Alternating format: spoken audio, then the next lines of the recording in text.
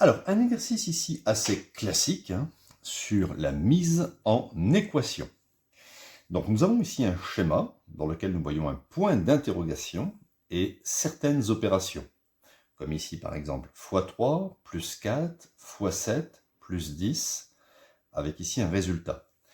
Et il faut trouver la valeur de ce point d'interrogation afin que les deux chemins, ce premier chemin et ce deuxième chemin, mènent au même résultat. Donc, déjà, puisqu'on me demande la valeur de ce point d'interrogation, je vais mettre x, d'accord?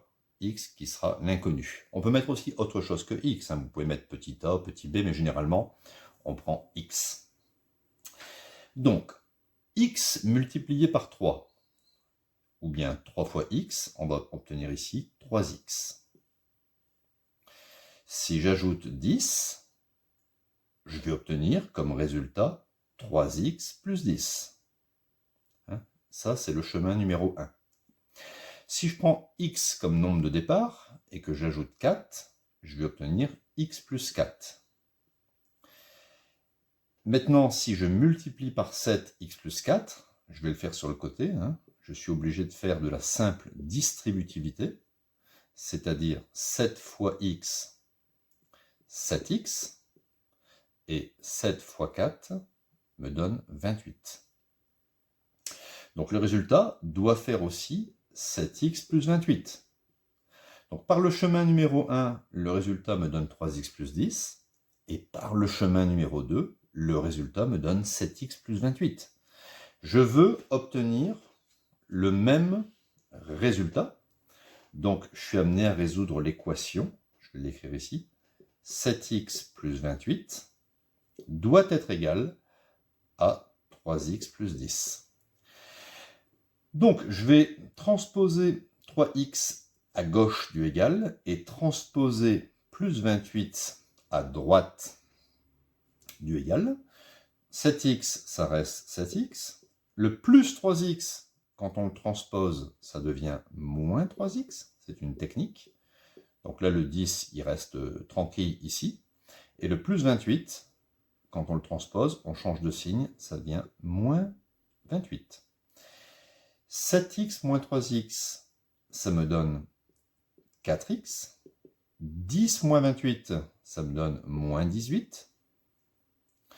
Ensuite, je divise par 4 et j'obtiens x égale, parce qu'ici 4 divisé par 4, ça fait 1, mais 1, je ne l'écris pas, moins 18 sur 4, ou si je divise par 2, ça fait moins 9 demi, en écriture fractionnaire.